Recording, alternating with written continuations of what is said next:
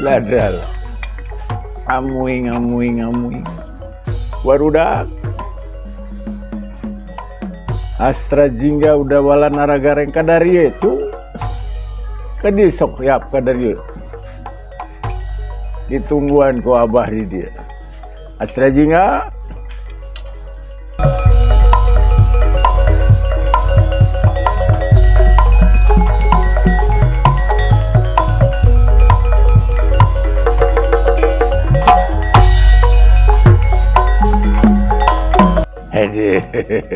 Berjumpa kembali bro. Jalan-jalan ke kota Bogor, naik angkot mawa roda, urang cepot wayang bodor. Asli budak Sunda. Lah poho nonton wayang Abah Wisma. Wala edisya. Aya naon Kak? Urang keur geunah cicing bari ngalamun Ada. Tuh. Pang, pang, pang, pang. Itu di pang, pang, pang, pang. Pop. Ini perkenalkan Dawala anak kuliahan. Ini panjang dewek kuliah kiki oge. Minum cai kelapa ngadahar batagor calikna dina tangka nangka. Abdi Dawala putra Bogor migawi carita jang budak ngora ulah hilap tongton wayang Kibisma. Trung reng direng aya naon ngegero bae ka kuring keur ngeunah-ngeunah tidur di bangunan. Aduh, tukang cireng mawa obor dagang naku kulingan ka desa-desa. Saya Gareng pemuda Bogor dikira sinting pedah suka katawa. Ulah poho baraya tonton wayang Kibisma. Sip der.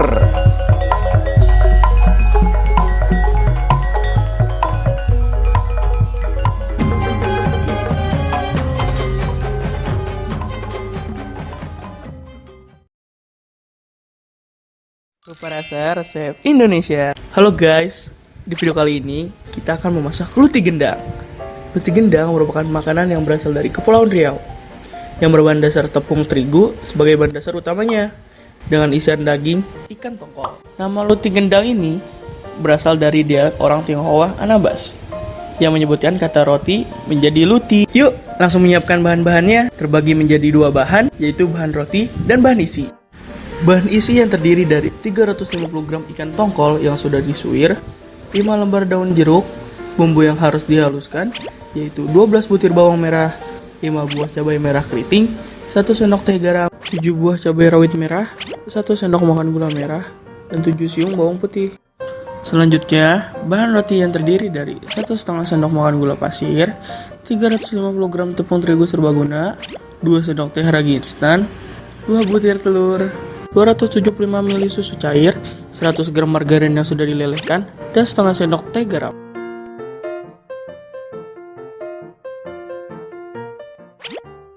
Pertama, kita akan membuat isinya terlebih dahulu. Panaskan 3 sendok makan minyak goreng ke dalam wajan. Tumis bumbu halus dan daun jeruk hingga harum. Tambahkan ikan tongkol, masak hingga bumbu tercampur rata. Kemudian, kita akan membuat rotinya. Aduk rata tepung terigu, ragi dan gula, tuang susu dan telur, uleni hingga adonan kalis. Tambahkan margarin dan garam. Bentuk bulat, tutup dengan plastik, diamkan kurang lebih 40 menit. Kempiskan timbang adonan 25 gram. Diamkan kembali selama 15 menit. Ambil sebuah adonan roti, taruh 1 sendok makan isi, tutup dan bentuk adonan menjadi lonjong. Lakukan hingga adonan habis. Lalu diamkan selama 15 menit. Panaskan minyak goreng yang banyak dalam wajan. Goreng roti hingga kuning kecoklatan. Luti gendang siap dinikmati. Selamat mencoba.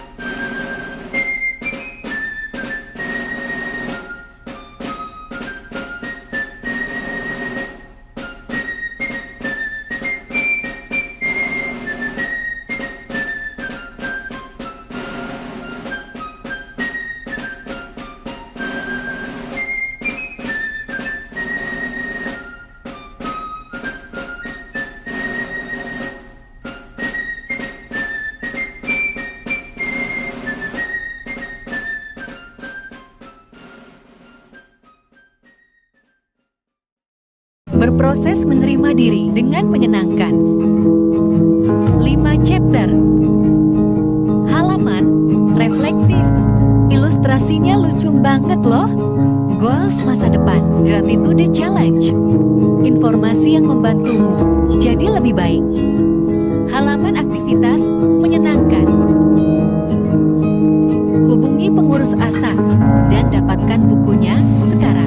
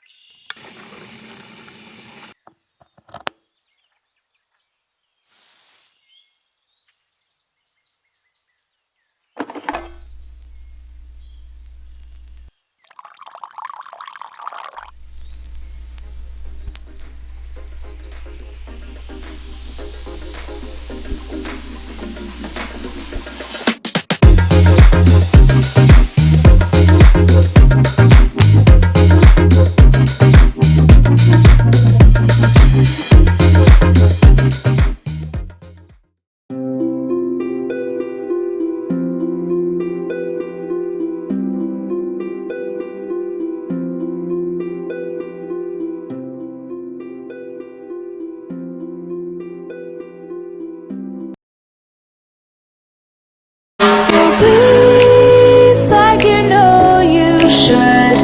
Yeah, breathe till you've understood. Until you're feeling like you're suffocating. Feeling sunlight on your skin. Keep your heartbeat beating. Go on, breathe in.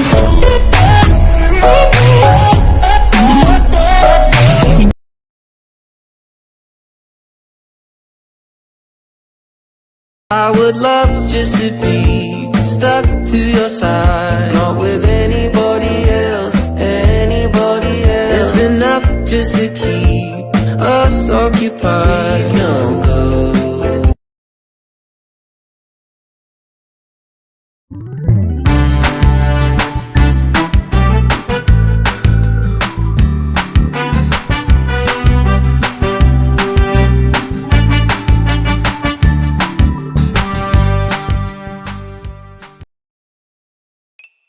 Sering nggak sih kamu ngerasa sakit pas menstruasi? Atau bahkan pusing hingga kamu muntah pada saat mens? Nah, itu tandanya kamu alami dysmenorrhea. Tapi tunggu, dysmenorrhea tuh apa sih? Pasti masih asing ya dengan istilahnya. Dysmenorrhea atau yang biasa kita kenal dengan nyeri haid adalah kram perut yang kamu rasakan pada saat haid. Nah, biasanya ini dialami pada saat awal menstruasi. Penyakit ini bisa dibilang wajar, tapi bisa juga dibilang berbahaya. Nah, kira-kira kamu ngalamin nggak? Kalau iya, tenang, jangan panik.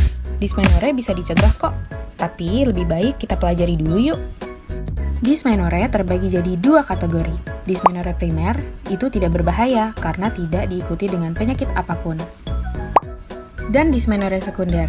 Nah, dysmenorrhea ini cukup berbahaya karena biasanya diikuti dengan penyakit loh. Jadi, dysmenorrhea bisa dibilang wajar dan tidak wajar, tergantung dari gejala yang kamu alami. Karena kita sekarang udah tahu tentang dysmenorrhea, gejalanya tuh apa aja ya? Gejala dysmenorrhea cukup beragam, bisa jadi kram perut, mual hingga muntah, dan diare. Nah, jadi kira-kira apa ya penyebab dysmenorrhea?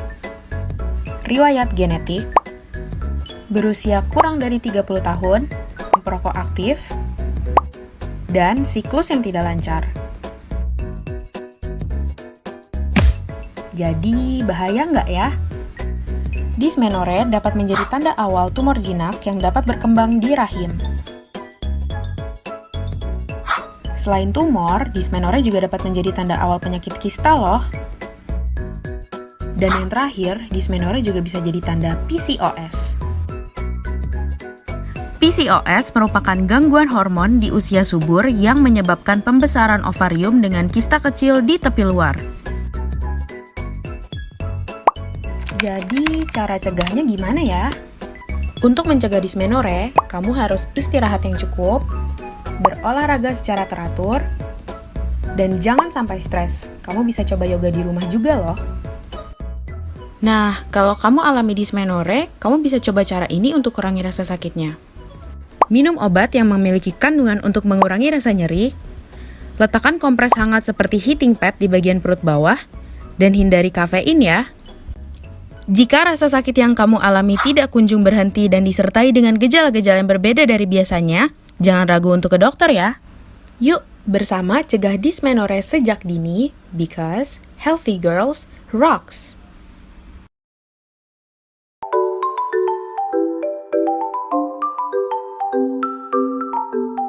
Kucing dan anjing sering ditemui di sekitar kita. Mereka berkembang biak di luar kendali hingga populasinya pun semakin tinggi. Dan dianggap bagaikan hama yang mengganggu. Akhirnya banyak yang jadi terlantar di jalanan tanpa ada yang menyayangi. Jalanan jadi tempat berbahaya untuk mereka yang dengan nalurinya senang bermain dan bercanda. Ancaman yang mungkin menyakiti mereka bisa saja datang silih berganti. Dipukul, ditendang, atau bahkan diinjak. Padahal mereka juga makhluk Tuhan yang dapat merasakan rasa sakit.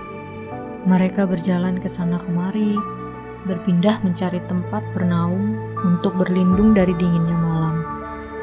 Berharap akan ada yang datang menghampiri untuk membantu. Shelter merupakan tempat yang aman bagi mereka untuk menunggu kedatangan keluarga baru. So, adopt from shelter. Don't shop.